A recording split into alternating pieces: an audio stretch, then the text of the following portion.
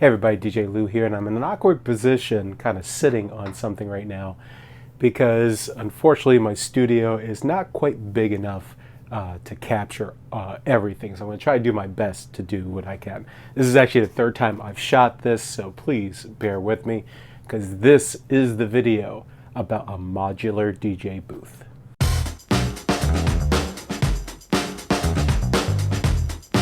Alright everybody, before we start the video, please navigate down, hit that subscribe button, make sure you ding that notification bell as well. Also make sure to like the video, and please, if you want to support the channel, head over to my Patreon page and subscribe. So what I'm going to do here is, there's a lot to kind of cover, so I'm actually going to set this up first, and then I'm going to start talking about different pieces and how they kind of interconnect, why this goes here, why I designed this like I did, and kind of dive a bit more into the mechanics and the reasons why I chose this. Now, my whole goal of this is to replace my NS7 III with an Odyssey folding table and a gator case that I bought for that. Now, one of the caveats of me trying to design and choose these type of pieces within my setup is I never want to really increase weight or try to reduce as much as I can where possible. I'm either trying to equal or reduce setup time. I'm trying to have a very unique look while I'm doing things. And there's plenty of different types of tables and other rolling booths that are very, very good. But I had a very specific purpose and style and reasoning behind all this. So I'm going to set this up now. I'm going to set up a timer on this because my goal is always to have this piece set up usually in 5 minutes or less. Even 3 minutes or less is really great. In my original setup, it's normally about that 3.5 minute mark of rolling my gator case, flipping over the top, using that as part of the base, getting everything, feeding cables down. So my goal is 5 minutes or less on this. So let's see how this kind of works out. All right, let the games begin.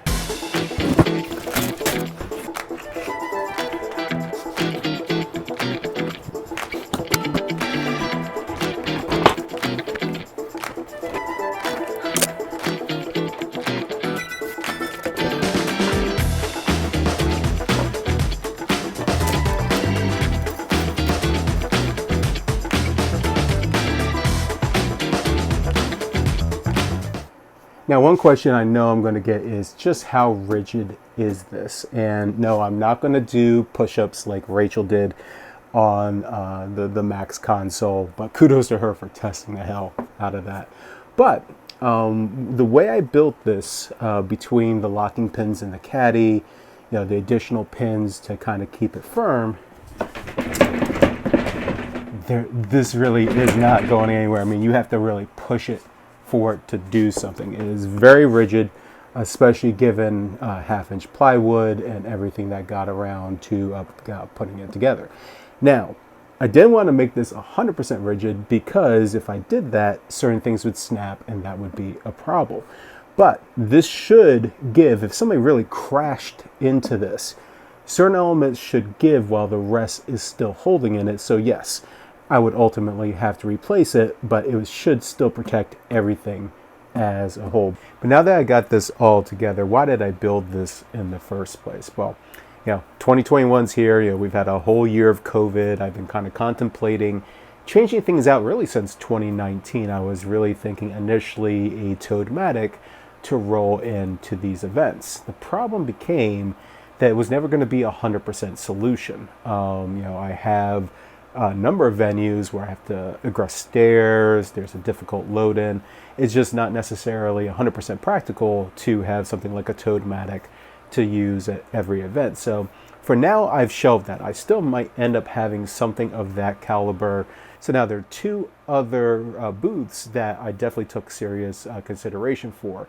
One of them is the Danny Max booth. He took his ideas from his photo booth and put together this absolutely gorgeous just beautiful tuxedo look, which I'm not the biggest fan of. I would still rather kind of an all black look, but really has a really sharp look to it, no denying that.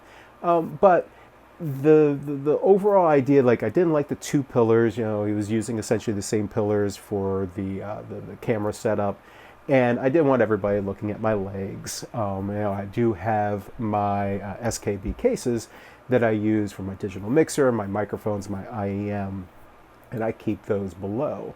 So that wasn't going to quite work out the way that I thought. So again, something I still might consider in the future, but for now I've kind of put that on the wayside. And also Bun has his console as well, and he does actually have a mounted rack in it, but my design is modular. I do have some events where, you know, like in 2019 where I needed 6 microphones for reception. Sometimes I need even more for ceremonies, so I'm constantly swapping in and out what I need at an event, sometimes even at a moment's notice. So I try to keep that all in a system that I can always swap out when necessary.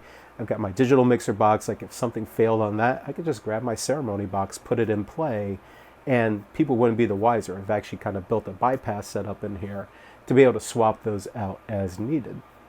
So I had to kind of keep that in mind. So as, again, gorgeous as Bun's booth was, still didn't quite meet the needs that I have, at least for now. So that kind of just threw everything on the drawing board of what would I do. And especially now with purchasing the Rain 1, the case options that I have would kind of mess up a bit of the way I've been doing this setup for all this long. You know, I have a 33-inch wide Odyssey folding table, and I have a Gator case that just fits perfectly on top, you know, but it's 75 pounds. You know, it does carry my NS7 III with all the cables and everything, and there's no long handle, so you constantly have to stretch your arms out to be able to put this up. And I mean, I basically set up 2 chairs side by side, lift it up, get everything that I need, then place it on top. So it does add a little bit of cumbersome, you know, setup and breakdown for that. So I was trying to find a way to, you know, work something unique, you know, potentially use some of these new cases that might be out there. You know, so I was kind of just, you know, juggling around, figuring out what I was going to do. Then I actually stumbled across another DIY table that actually locked in the idea of this modularity that I was thinking about. So I ended up going down to Home Depot, got this 1/2 inch plywood, some of the better quality stuff that I could find in there, and I got on to cutting. So the first thing I built was the caddy itself. You know, I wanted to try to get that into a shape to make sure everything was going to work the way I had hoped it was going to work. I you know, made my cuts out. I actually got some pretty decent quality screws. This is a screw and glue method that I did on the caddy. And I actually got it all together in like 8 pounds. Of course, you know, no wires or the controller, but, you know, having a shell that could be that lightweight, you know, gave me some hope that this was going to be even a little bit lighter than I initially thought. So I got that all in there, and then I actually thought of the way to kind of secure the one into place instead of using the traditional, you know, you build out around it, you build some foam around it. I actually built some chocks, basically. So inside the case itself, you know, I cut out rounds in the chocks, I glued everything down, so now the one basically securely fits inside of that part of the frame. So now I've shed some additional weight of having to have all the foam and all the other pieces into it. And those chocks aren't going anywhere. They're, you know, invest in some good glue, it will work like a charm. Warning, please use Gorilla Glue on wood products. Please do not use in your hair. Seriously. Now, of course, as all things would end up being, I did make a critical error when I started cutting some of my pieces. You know, I did go to Home Depot and got my wood cut into 4x4 sheets, so that way it was a little easier to kind of handle putting in my van. The flip side of that is they were actually off on that cut, and I started making my cuts as such. So I had this small gap in there, and I was just totally frustrated. I was like, you know, what am I going to do with this? Everything else was cut the way that I wanted. And I actually thought of this trim piece that I put on there that, you know, just glue it on, it'll cover that, and it actually breaks up that just single piece across it, and I actually like the look of it. So, if you ever run into an issue where you're DIYing stuff and you've made an error, sometimes you can actually correct that error and make an improvement that you have never thought of. The next piece, which was definitely a bit more of a challenge, was building these collapsible hinges that would fit into the wood, that I could recess the hinge as much as possible into it and be able to use it and double, essentially, as part of the frame that the caddy would fit into. The very first one I built, I did not make a big enough pilot hole in it, so I did end up just fissuring the edge of the wood, which was a little frustrating, to say the least. But I had some spare wood. I cut out the rest. Now this I did make in 3/4 inch wood. I wanted a little bit more bite for the caddy to fit onto, and I was going to have to route out each of the little pieces where my tabs would fit inside. So 1/2 inch, I didn't want to compromise that any further, so I went in with the 3/4 inch wood.